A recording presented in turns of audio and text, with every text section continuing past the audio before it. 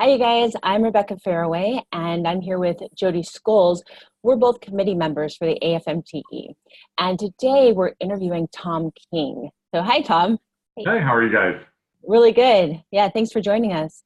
Yeah, great to So, be here. good. So, I want to tell you guys a little bit about Tom. So, Tom is the VP of Client Services and Training at Enrollment Resources. And he focuses on really evaluating the sales process for schools. He looks at their marketing, their retention, and he helps them improve their conversion rates. He helps them to enroll more students and to grow their student body. He has a lot of experience with this. He actually was able to grow a school where he was the admissions director. He took the student body from around 300 and something students to over 1,400. And Yeah, you did that in your first 7 years, right? yeah, yeah. Yeah, that's amazing. It was a lot of pain So, for people. what? It was painful for many people, yes, but it was great. Well, I love that innovation. And we're excited to talk to you today about what you guys do. So, Awesome. Jody, do you want to start off with some of the questions for Tom I today? do. I have a favorite question, Tom, that I like to ask. And that question is, what in the world first inspired you to be a part of the massage therapy industry? I mean, it's a unique part of doing business for enrollment resources. But what inspired you to be a part of the massage therapy industry? I think I tell you what, the first thing I really found when working with schools in the massage industry is the passion of the people that work there.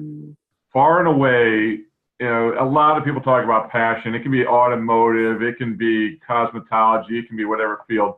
Nobody has the passion that the people in the massage therapy industry have for A, their craft, and B, their students. I mean, it's a great field to be associated with.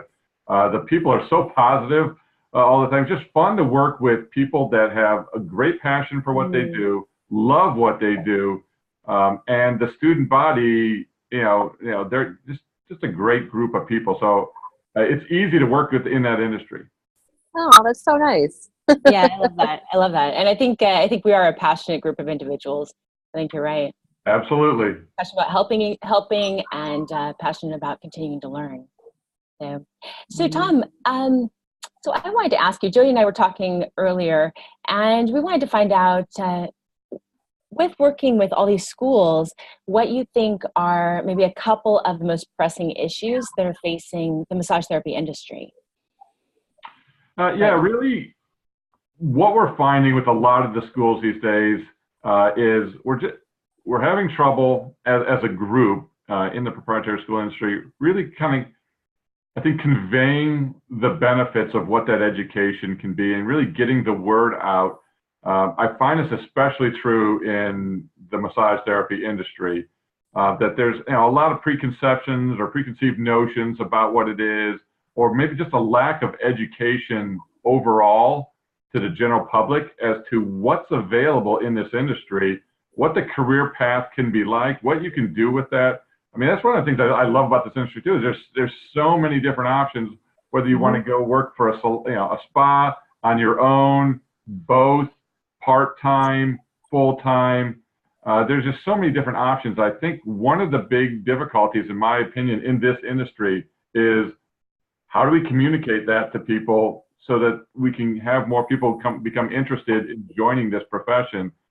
So awareness is and branding is a big part of it. And then number two, from a school perspective, it's really converting those students that have some interest but they're not sure, and actually getting them to take that step forward to move into it. Because I think once they start in this profession or in the training, they typically hold pretty well. But it's really just getting them started and working through the process and selling the value of what this industry has to offer. That's great. So can you give us maybe just one or two examples of the ways that you help schools do that you help them to help prospective students to understand what the industry is about, and how you help them to gain interest in general in the program? Well, really what Enrollment Resources does at its core is we are conversion optimization, experts, if you would. That's really our niche. we're not just like a marketing company. We're a little bit deeper than that for most of our clients. We want to help provide areas where schools can make those incremental improvements in their different processes. A great way to do that, we have a tool called Virtual Advisor, and that tool the primary part of that tool is sitting on the website of a client and really finding out if that student is career ready. Is this something that they're interested in? Not just fill out a lead form of, hey, name, phone number, email, and let's see. We want to go deeper. We want to involve that person in a quiz or a little pathway that's going to find out what their goals are, what are their dreams, what are their hopes, what's their background like. Finding out more about the individual to hopefully let them realize that, oh, this could really be possible. And I think my interests, my likes, my motivations, my desires really match up great with what the school has to offer. So on the front end of things, from a really a lead generation standpoint, it's not really about, hey, how many leads can we generate and can we do Facebook ads? We don't even do Facebook ads or any of those things. We want to have higher quality people that are really interested or can make an emotional connection with the industry and that school so that they'll hopefully get that started. And then we'll also help the school with the process moving forward of how to better convert those people and build value and show them exactly what's possible. And Tom, why? Yeah, I have a quick question, Rebecca. Tom, why is that so important? Like, that process, that enrollment resources helps the schools, find the most qualified leads. Why is that important?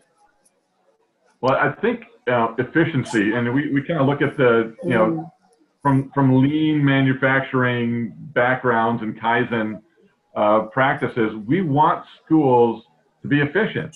There's why go buy leads? Why go have thousands of leads if you can't convert them to students? It's better to sift through, I think, all of the noise, find those people that are most serious so that we can give them, our utmost attention and hopefully work them through the process and not just, hey, let's go get 1,000 leads today. But if you can't convert them, you're just throwing money or burning money. So we want schools to really, it's that efficiency by having a higher quality lead, by having somebody who's almost a warm lead that's already interacted with your school, even though it's on a website, to learn more about themselves and what they bring to the table, so that the admissions reps got a great basis to work from and hopefully can do a better job converting. So a lot more lean and efficiency is really what we're looking for. That's great. Great. I think you might have mentioned the Kaizen way. Is that, did you refer to Kaizen? I did refer to Kaizen. So it is something that we take very seriously. That's really one of the core beliefs at Enrollment Resources. It's that lean process of being efficient, being able to optimize what it is you do, so that, again, you're just not throwing money or bodies at a solution, that we've got a process that works. I think very process oriented, very emotionally based as well, but doing that in a really straightforward way that doesn't have a lot of waste and fluff in the process, and really getting to those people that are most interested, most passionate, and hopefully helping them achieve their dreams. Great. Great.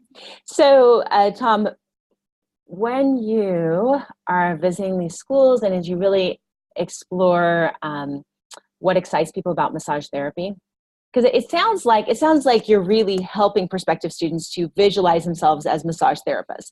And then those that can't even go to that place, they're not good candidates, but if they really can, then that this is an industry that will excite them and that will really bring value to their life, into their career path.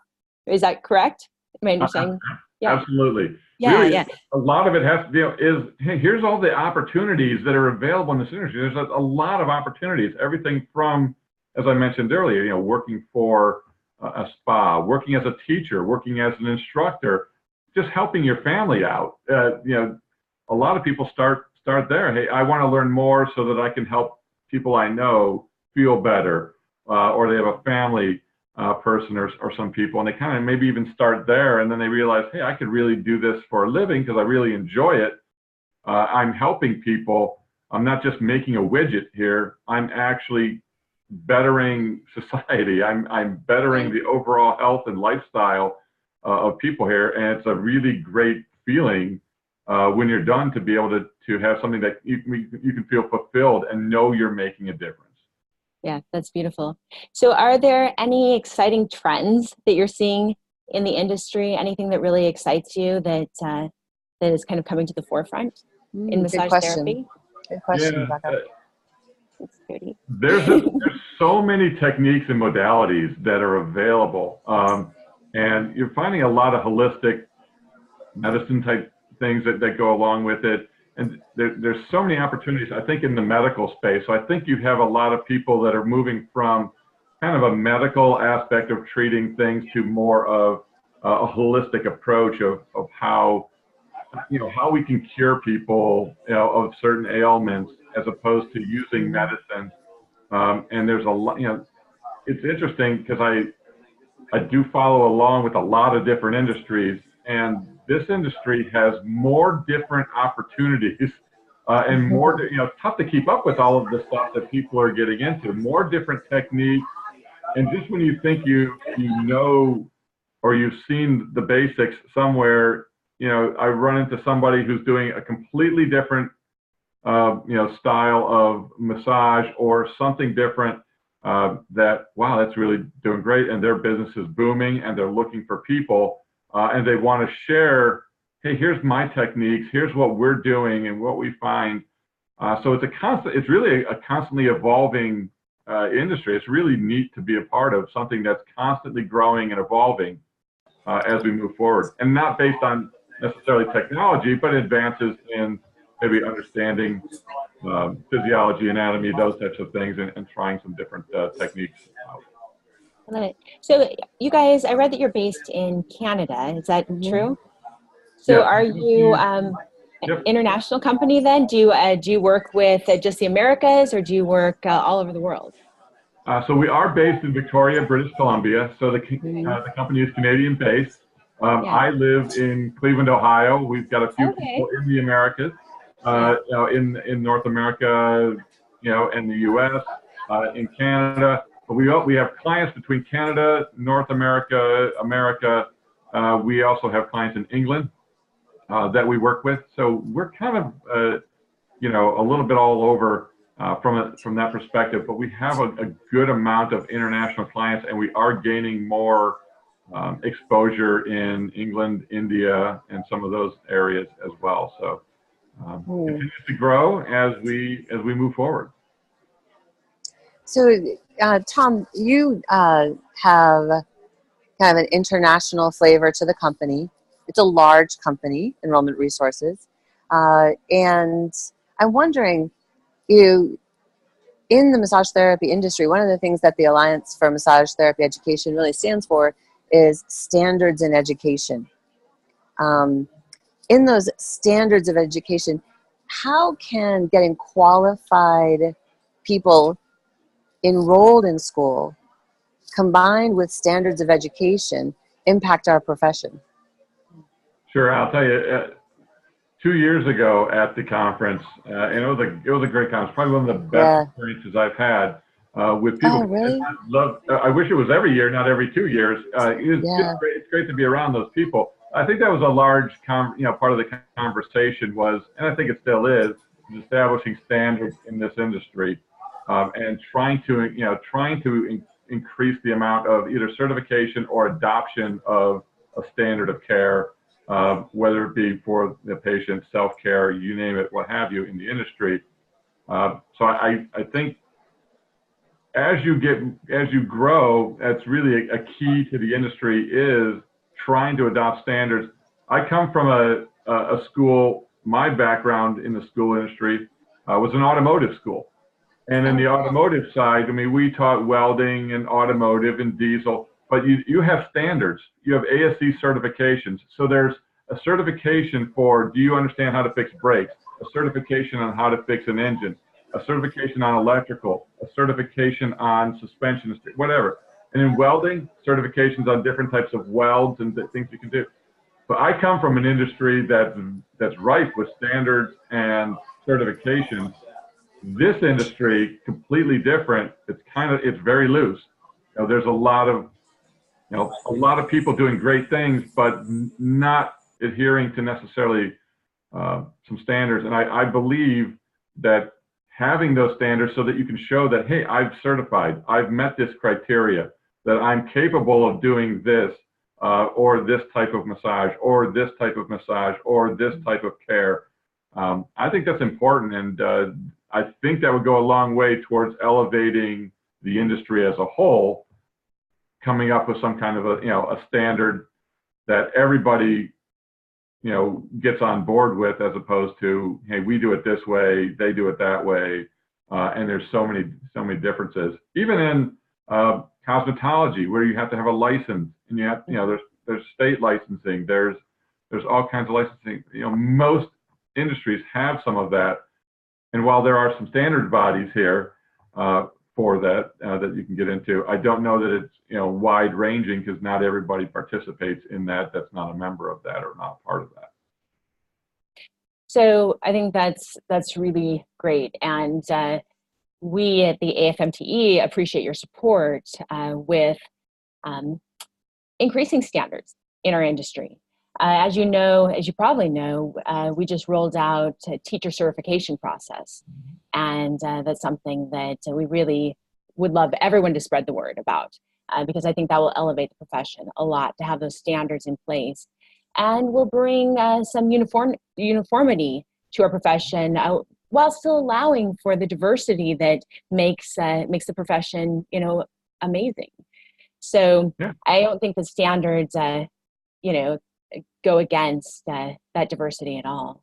So as I think about that, I wonder, for you, what made you decide to be a vendor with the AFMTE? Is it just supporting us and the standards? Is it what do you get out of it, and what do you find most meaningful? Well, I think, and I go back to what I said at the very beginning, it's a passionate group of people, so it's great to be around. So I would exhibit and be a part of it at any point in time, just because I love the people. It's a great group of people, yeah. Some of the friendliest, most outgoing, nicest people I've ever met in this industry. I'm sure there are those, those characters on the outside too, but it's a great group of people. It's also an industry that, I believe strongly, from my perspective, that anything that you can do to train people that aids in improving the life and health of the population as a whole, as opposed to just providing a widget or a service or something like that. Again, there's needs for all of that, and I love the whole proprietary school industry. Again, whether you're in automotive or you're in cosmetology or you're in massage, but the massage therapy area, along with medical assisting and some of those, because you have a healthcare component and you're improving hopefully the lives of the people that you're involved with. I also think there's a lot of great opportunity here to elevate the industry, and I think it's growing. So I think being part of that for us, it's a great opportunity for us, not only as a vendor who can help with marketing and improving conversion rates of the schools here to help them do better, but just to be a part of a growing industry. Well, we really appreciate your support, Tom. We appreciate you being a part of it and supporting the AFMTE in increasing the standards and really getting everyone on board. Jody has one final question for you before we go. So Jody, what's your question for Tom? Tom, you mentioned participating at the Educational Congress in 2017, and I was in the audience when you spoke, and let me say, it was awesome. I really, really enjoyed your presentation. How will you be participating this year at Educational Congress 2019, which is going to be held July 25th through 27th in Philly? What are you doing at Congress this year? Yeah, excited to be back again this year. We got 3 different presentations we're giving, a couple hours long, so it's a good handful of presentations. Hopefully we can communicate again some more great takeaways for schools to improve, again, their conversion rates, their marketing, their admissions, to help them become much more successful. We don't want to just be a vendor. We want to be a partner to those schools that we work with, which is opposed to a vendor. We're just not providing a service. We really want to get in and help them succeed in a lot of different ways. So the Congress coming up, I'm excited. We've got a good couple of presentations we're giving here at Enrollment Resources, and looking forward to it. Sweet. I'm looking forward to it too. I got a lot out of the last time. You brought both the best of the science of how to approach this, like the facts, as well as not just the science and the facts, but the art, with those facts that you presented so clearly about what numbers to look at and things like that. I just really felt that that it was an art and a science that you brought in on this admissions process. So looking forward to it. Yeah, great. And you're right. It is an art. There's an art to admissions. There's an art to marketing, and I think we do it a little bit differently than others. I think that's what made us really successful. Is not just boom, boom, boom. Here's how we do it. There's an art form to being successful. So the art of admissions, the art of marketing, and building a great system for schools to follow, and getting them to understand how everything works together is ultra important to us. Mm-hmm. Great. Well, thank you. Thank you, Tom. We had one fun question that we were going to ask you at the end. Jody, do you want to ask that question, or do you want me to? Oh, go for it, Rebecca. Okay. So, Tom, if you could be someone famous for a day, who would it be, and why? Would it be Jody, or would it be me? Just kidding. All right. I don't know about that either one. So both of you seem great. So I don't have a problem. I think at the core of my being, I always wanted to be a rock musician. So that's like completely. I'm not looking to be president. I'm not looking to Good choice. I want to be Pete Townsend or a rock musician. Ooh, Pete Townsend. That's nice. That was my dream growing up. Didn't work out that way, but if I could for one day, get out there and have some fun on stage, and actually know how to play guitar correctly, would be awesome. Okay, I like your choice. Maybe our businesses can do business together now. now that I know the real you. Yeah, I'm a Who fan, so all right. That's great. Okay, well, that wraps up our interview for today. We really appreciate you showing up today and talking to us a little bit. And we really appreciate your support at the AFMTE. You've been supporting us for a while now, and that means a lot to us. Great. No, I'm excited to be back there. I appreciate you guys having me on. This was great. I'd love to be a part of it. And thanks so much for participating in Congress. And we invite those people watching to go ahead and click the link below if you'd like to hear more from Tom. There's a way to contact him directly. And there's also a link to go ahead and register with the Early Bird Special for Educational Congress 2019. That's July 25th through 27th, being held in Philadelphia, Pennsylvania. So check that out.